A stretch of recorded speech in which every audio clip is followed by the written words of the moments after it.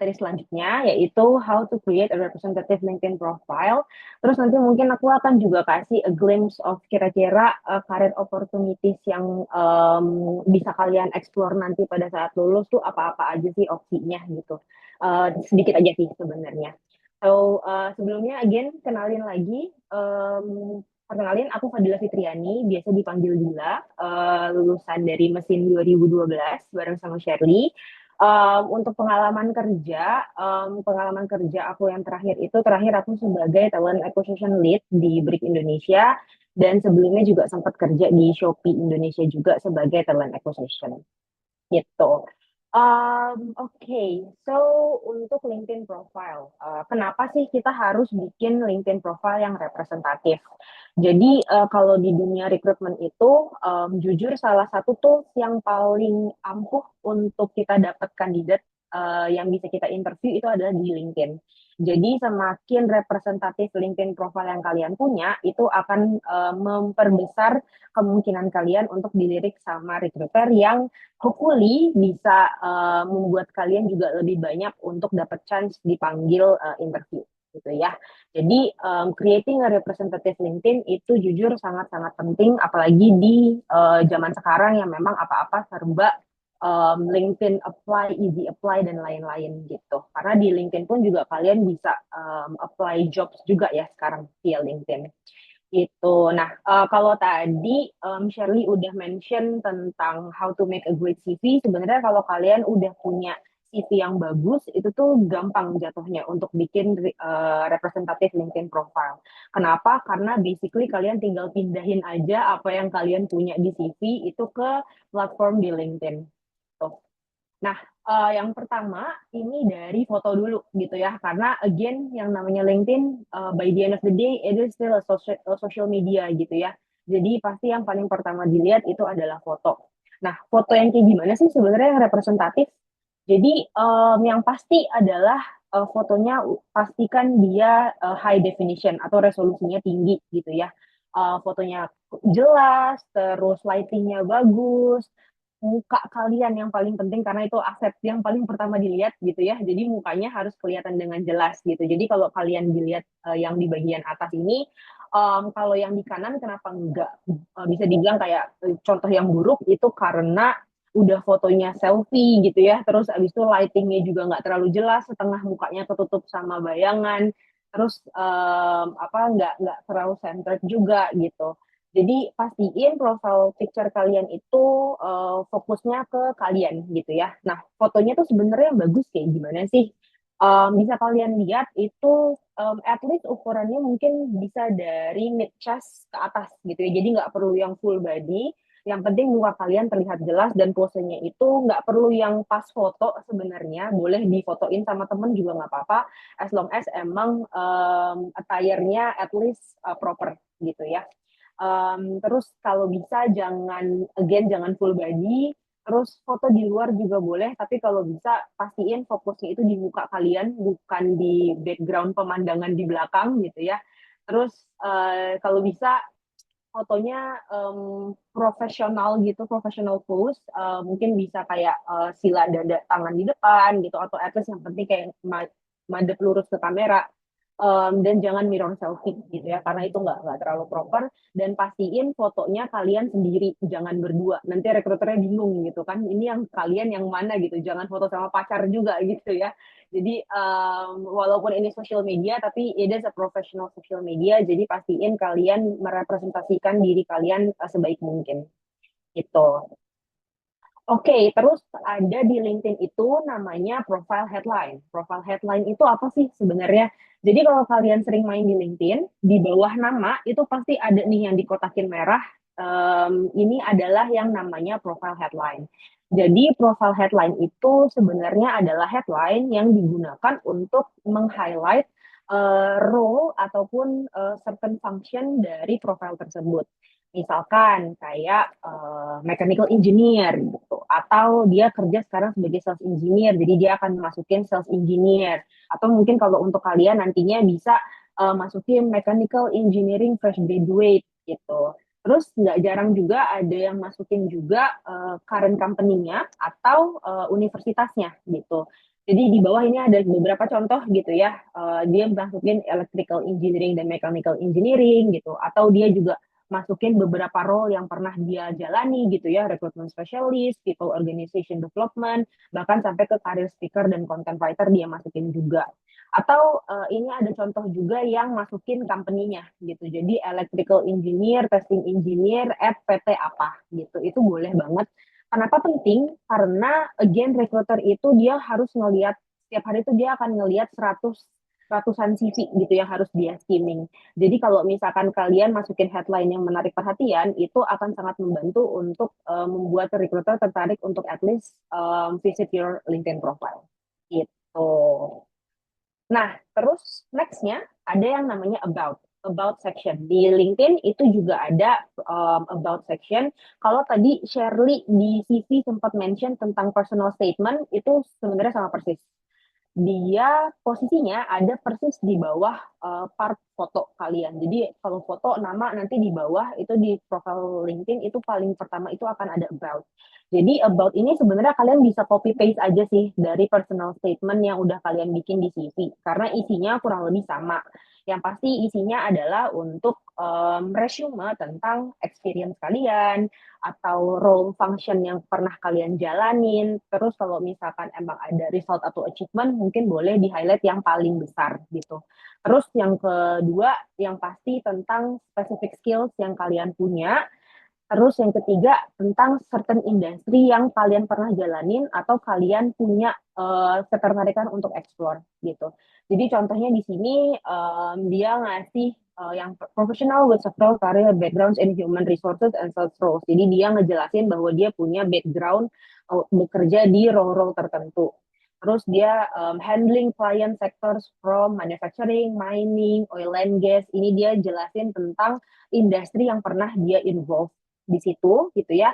Terus sama dia jelasin juga experience in recruitment, talent mapping, project management, account management. Ini adalah specific skills yang dia punya gitu. Jadi that's how you make a resume about yourself gitu ya. Jadi singkat aja industrinya apa, role yang kalian pernah jalanin apa, sama specific skill yang kalian punya itu apa. Itu boleh dimasukin di sini. Gitu. Nah, terus next-nya pastinya part yang paling penting di LinkedIn, yaitu experience gitu ya. Jadi experience ini adalah heart and body of the profile. Pastiin semua informasi yang kalian masukin di sini adalah yang paling updated dan paling relevan. Apa aja sih yang harus diisi gitu ya? Yang pastinya, yang pertama adalah pastiin title-nya itu sesuai dengan role kalian yang paling terakhir. Terus yang kedua, pastiin kayak yang tadi Shirley bilang, kalau misalkan untuk experience, pastiin bahwa period of working-nya itu dimasukin dari bulan dan tahun. Jadi nggak tahunnya aja, tapi bulannya juga gitu. And then dari situ kalian juga harus jelasin, barulah jelasin clear job descriptions atau responsibility yang kalian kerjain itu apa-apa aja. Terus kalau ada specific project misalkan atau mungkin kalian achievement target yang kalian dikasih kalian achieve targetnya itu mau kalian masukin di situ juga boleh. Dan kalau kalian ada images tertentu, misalkan kayak kalian dapat award kan biasanya dapat sertifikatnya gitu. Itu kalian mau scan dan kalian masukin sebagai attachment, itu juga boleh banget di situ. Atau kalau kalian dapat award yang dapat piala, ada fotonya kalian dikasih piala, itu juga boleh kalau misalkan emang kalian pengen masukin. Just an additional credibility aja sih sebenarnya untuk itu. Tapi tanpa image juga nggak apa-apa. Nah, ini contohnya nih, kayak yang tadi Shirley bilang gitu ya, pastiin yang namanya title itu jelas title terakhir yang kalian jalanin, company-nya, terus period of working-nya gitu ya, yang jelas. Nah, terus ini kayak yang tadi Shirley bilang, aku mau mention lagi, ini akan sangat membantu sebelum kalian jelasin responsibilities, kalian jelasin dulu nih company tempat kalian kerja itu sebenarnya bergerak di bidang apa sih gitu, karena kan kadang kalau untuk mungkin kalau kalian hopefully kerjanya di company yang besar yang mungkin nama-namanya memang orang-orang udah tahu bergerak di bidang apa, mungkin nggak terlalu butuh gitu ya. Tapi kan nggak jarang juga mungkin kerjanya di PT yang memang local companies gitu ya, yang mungkin orang-orang nggak terlalu tahu. At least untuk membantu recruiter itu kalian jelasin dulu dia bergeraknya di bidang apa, fokusnya apa, produknya atau servisnya seperti apa, baru nanti kalian jelasin responsibility-nya gitu. Nah, terus di LinkedIn ini juga ada nih yang namanya section recommendation gitu ya. Jadi recommendation ini apa sih? Sebenarnya ini aku mention in a glimpse aja karena ini nggak mandatory. Kalau kalian nggak mau masukin itu juga sebenarnya nggak akan terlalu mempengaruhi proses rekrutmen ataupun kayak ketertarikan recruiter juga sih. Tapi kalau kalian punya it's better gitu ya. Jadi recommendation section ini jatuhnya mirip kayak review lah bisa dibilang. Kayak kalau kalian nyari-nyari review restoran gitu kan, itu kan biasanya ada reviewnya tuh dari orang-orang yang pernah datang ke sana gitu. Nah ini kurang lebih sebenarnya sama, cuma bedanya ini adalah recommendation yang diberikan sama your past, either past manager, past reporting line, atau sama past colleagues. Intinya semua orang, siapapun yang pernah kerja sama kalian, untuk memberikan review pengalaman mereka bekerja bareng kalian. Jadi sebenarnya untuk apa sih tujuannya? Sebenarnya lebih ke arah untuk showing credibility aja ke profil kalian bahwa memang kalian ini punya apa ya bisa dibilang track record yang bagus di company-company kalian bekerja sebelumnya gitu. Jadi kalian bisa minta, mungkin boleh minta nanti kalau kalian udah kerja atau pernah internship sebelumnya, boleh sama karyawan yang kerja bareng sama intern, atau mungkin sama superior kalian, supervisor kalian pada saat intern gitu, atau mungkin kalau dosen pembimbing kalian gaul gitu ya, main di LinkedIn juga, mau minta tolong untuk isi juga nggak apa-apa gitu. Tapi ini again ini nggak mandatory, it's nice to have aja sebenarnya gitu. Nah, terus LinkedIn tuh sebenarnya bisa ngapain aja sih gitu. Basically kan LinkedIn itu satu untuk mempermudah kalian di notice gitu ya sama talent acquisition, sama recruiter gitu ya, yang hopefully bisa membuat kalian at least dapat kesempatan untuk interview. Nah, terus gimana caranya sih biar kalian bisa di notice gitu kan? Again, LinkedIn adalah social media, jadi pastinya engagement itu paling penting. Ada beberapa cara sebenarnya untuk naikin engagement gitu ya. Yang pertama dari activity tips. Jadi kalau nanti kalian udah punya LinkedIn atau emang sekarang udah punya, and then kalian login ke profil kalian, itu halaman pertama kalian kan di home ya, gitu di activity tips. Itu kan akan ada berbagai macam post. Nah, untuk menaikkan engagement kalian, kalian boleh dengan simply leaving a comment ke post-post yang menurut kalian itu sangat menarik gitu ya atau relevan gitu, atau kalian nge-repost sesuatu post yang pengen kalian tambahin your own thoughts di situ, atau sekedar ninggalin likes aja, itu juga akan sangat membantu juga untuk naikin engagement profile kamu gitu. Nah, terus yang kedua ini jujur salah satu yang paling penting dari LinkedIn, yaitu number of connections gitu ya. Jadi ya again LinkedIn itu social media, semakin tinggi kamu punya connection itu akan semakin tinggi juga kemungkinan kamu untuk dinotis sama recruiter. Ada hal yang sebenarnya sangat apa ya bisa dibilang unik dari LinkedIn. Jadi LinkedIn ini punya algoritma yang unik di mana orang-orang itu biasanya hanya bisa akses freely profile yang at least third connection sama mereka. Third connection itu apa sih? Jadi kalau kalian lihat di nama-nama, misalkan kayak sebelumnya ya, ini kan ada di samping nama tuh ada yang second gitu kan. Ini tuh apa sih sebenarnya second? Itu adalah second connection. Jadi LinkedIn tuh punya limitasi seperti ini. Misalkan aku sama Shirley tuh connect di LinkedIn. Nah, Shirley itu adalah first connection aku. And then Shirley connect ke Dava. Tapi aku nggak connect sama Dava. Nah, aku sama Dava itu second connection. And then Dava connect sama Hasan. Nah, aku sama Hasan itu third connection. So that's how the LinkedIn calculate the connections between each users. Nah, pentingnya itu apa? Pentingnya adalah orang-orang itu rata-rata hanya bisa mengakses profile sampai ke third connection. Jadi kalau kalian nggak ada connection apa-apa sama sekali, itu biasanya nggak akan keluar tuh di search bar-nya gitu. Makanya kenapa menaikkan number of connections di LinkedIn itu sangat-sangat penting gitu. Untuk rekomendasinya, kalian itu at least kalau bisa punya at least 500 connection sih sebenarnya. Terdengar banyak, tapi sebenarnya kalau di apa namanya, kalau di LinkedIn itu memang cukup penting. Jadi kalian mungkin bisa coba untuk at least connect dulu ke teman satu angkatan dulu gitu ya, kan ada berapa tuh 100 kan at least gitu. Coba connect-connectin dulu, terus ke senior-senior kalian gitu ya, coba kalian connect-connect request juga.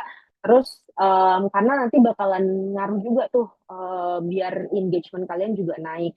Terus nanti kalau misalkan emang kalian udah kehabisan ide, cara gampangnya adalah misalkan kalian punya ketertarikan untuk explore ke PTA gitu. Kalian iseng aja di Google. Misalkan kayak Pertamina, Recruiter, LinkedIn gitu. Nanti biasanya keluar tuh profil-profilnya gitu. Atau kalian cari di LinkedIn search bar itu juga iseng-iseng aja cari, terus coba kalian connect. Itu juga boleh banget. At least untuk nambahin your apa connections di LinkedIn. Karena akan ngaruh banget biar visibility kalian makin tinggi gitu. Terus sama yang terakhir yang pasti active posting gitu. Karena kalau untuk active posting ini juga akan memperlihatkan bahwa kalian itu memang lumayan aktif di LinkedIn gitu ya. Jadi selain tadi cuma responding to post yang memang udah ada, kalian juga boleh untuk active posting juga di LinkedIn. Tapi ingat, LinkedIn itu bukan Twitter atau bukan X atau bukan Instagram ya guys ya. Jadi dia ini adalah profesional social media. Jadi pastiin yang kalian posting itu sesuatu yang relevan, baik itu ke industrinya atau mungkin ke professional life kamu. Jadi misalkan let's say kamu habis attending webinar gitu, webinar kayak webinar hari ini gitu, kalian mau posting di LinkedIn itu juga boleh. Atau misalkan kalian habis dapat sertifikasi gitu, itu juga boleh. Atau kalian habis dapat training sesuatu, itu boleh. Atau sesimpel kalian lihat news gitu ya di apa namanya, di news portal gitu, terus kalian menurut kalian tertarik dan oke untuk di share, itu kan bisa juga ada link untuk to share-nya juga, itu kalian share di LinkedIn itu juga boleh banget. Yang penting naikin posting kalian biar engagement kalian tetap naik. Itu sih kalau misalkan untuk yang LinkedIn gitu ya. Jadi pastiin bahwa connection kalian tinggi, profilnya rapi, terus kemudian kalian juga aktif interacting with all the posts yang ada di LinkedIn juga. Gitu. Nah, terus nextnya ini mungkin glimpse sedikit aja ya tentang sebenarnya tuh karir-karir yang bisa kalian explore tuh apa-apa aja sih kalau kalian nanti lulus gitu ya. Jadi ini aku udah bagi ke 3 section. Yang pertama, ini yang udah it goes without saying, di role engineering gitu ya. Itu role engineering pasti ya banyak banget industrinya. Kalian mau ke oil and gas, mau ke dunia energi, mau ke construction, mau ke manufacturing. Kalau perkapalan mungkin ada juga untuk dunia shipment dan perkapalan gitu ya.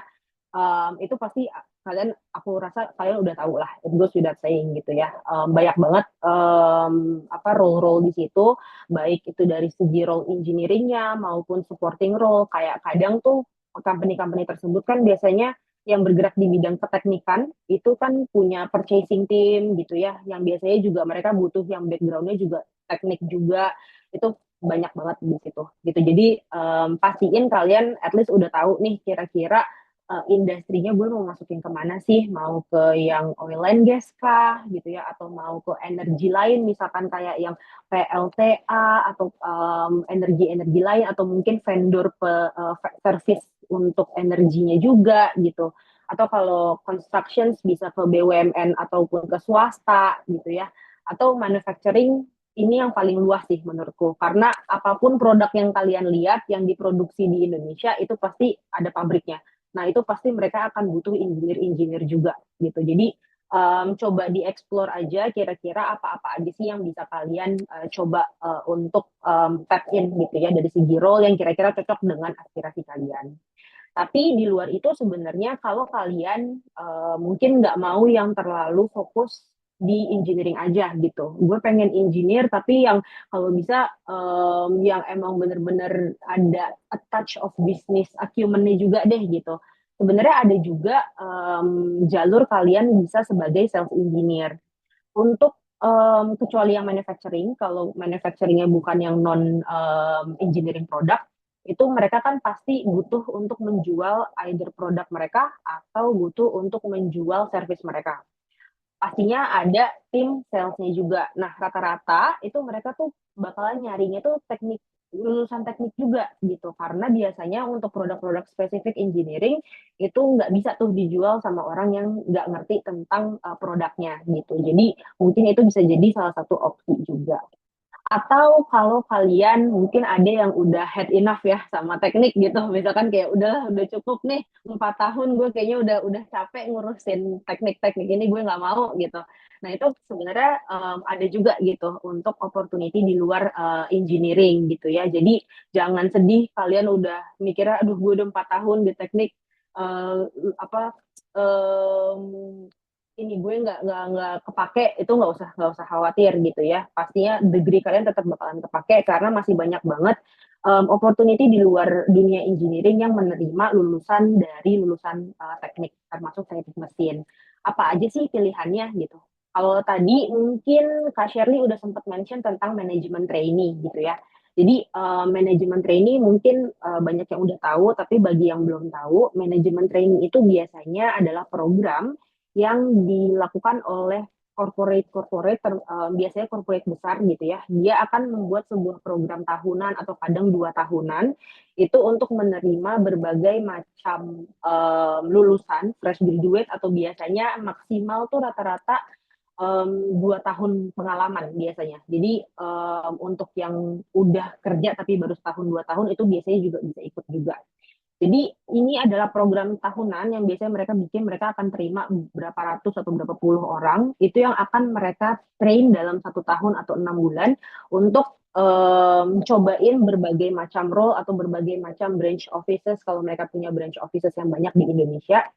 Nantinya kalian akan di-train, terus akan ada programnya sampai kalian dinyatakan lulus, baru nanti akan di-assign nih kira-kira role mana yang sesuai dengan aspirasi kalian dan memang juga sesuai dengan yang dibutuhkan oleh company tersebut gitu. Jadi manajemen trainee ini biasanya punya track karir track atau karir progression yang cukup bagus, karena nggak jarang lulusan manajemen trainee setelah 1 tahun dia lulus program itu bisa langsung naik jadi asisten manajer, itu nggak jarang. Jadi kalau kalian punya kesempatan untuk nyoba manajemen trainee gitu ya, itu kesempatan bagus banget untuk kalian yang pengen cari karir tracknya yang memang cukup clear gitu. Terus yang kedua, bisnis consultancy gitu. Bisnis consultancy ini sebenarnya lumayan lebar gitu bisa dibilang. Jadi bisnis consultancy ini rata-rata dia itu butuh orang yang analytical thinking-nya itu tuh jalan. Jadi biasanya mereka nggak jarang mereka akan terima juga dari orang-orang teknik, karena orang-orang teknik itu biasanya terkenal dia kuat di eksak dan juga punya analytical thinking yang bagus gitu. Jadi kalian mungkin bisa coba-coba cari juga. Ini bisnis consultancy-nya beda sama konsultan mechanical engineering gitu ya. Jadi ini pure management business consultancy. Itu bisa dicoba juga. Atau bisa juga kalian ke banking atau ke insurance. Karena biasanya rata-rata orang bank sama orang asuransi itu juga butuh orang nyarinya yang kuat sama angka. Jadi biasanya mereka akan terima juga untuk lulusan dari teknik gitu. Jadi banyak-banyakin aja kalian explore role-role yang mungkin akan menarik buat kalian gitu ya.